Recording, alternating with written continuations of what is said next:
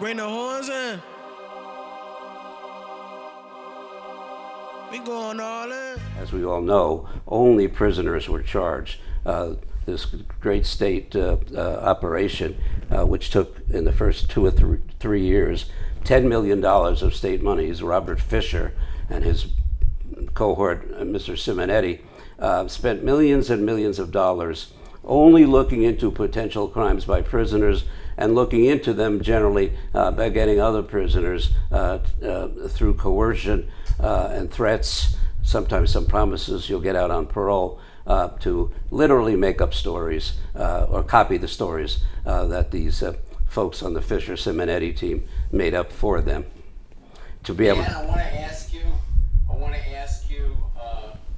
a question about the brothers were housed in Erie County Jail, which was different than Attica.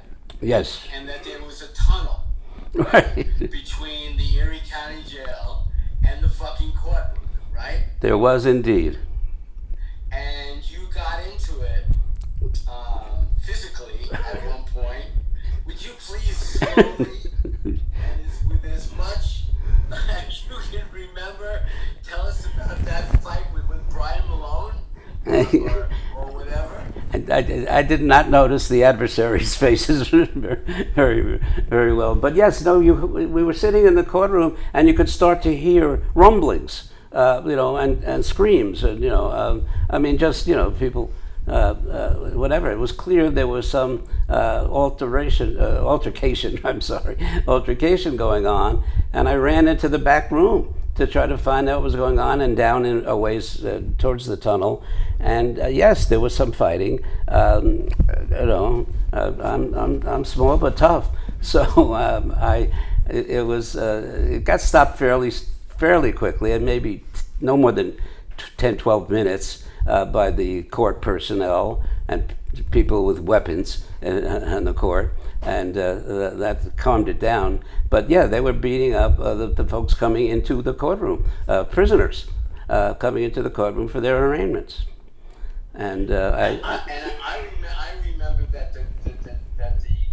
the people were getting beaten from the time they left Erie County Jail to the courtroom because the guards were still fucking mad.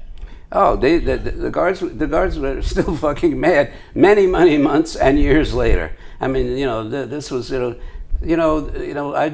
done a little bit, but since then much more work in prison context. And they are intentionally the ugliest, the meanest, and the most corrupt institutions. And the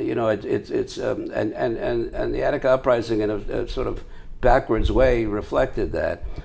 The people running prisons and such institutions, want to be able to say to the public, well, these people must be terrible. Look at the conditions we have to keep them in to safeguard you all in the streets, you nice white people, and not so nice white people. But and they were run intentionally horrifically. The basic necessities were rarely given, and certainly weren't at Attica Prison prior to the uprising. And this uprising was basically a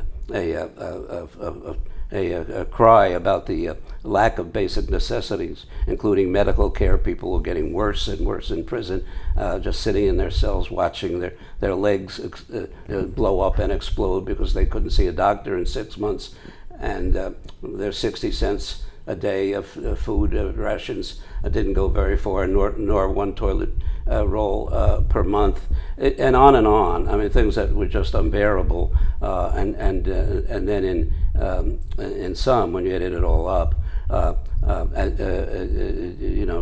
it's amazing there wasn't a riot a day in prison. There almost was, and at that period of time, as we know, there were major breakouts in New York City jails. Before the Attica uprising, and of course a major uprising at Auburn Prison, which was in fact ended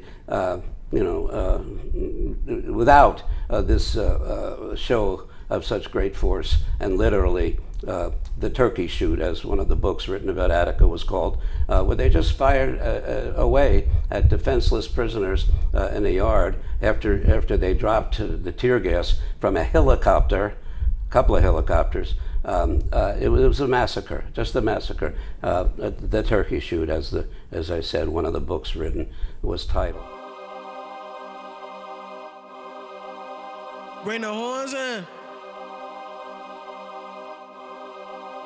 We going all in.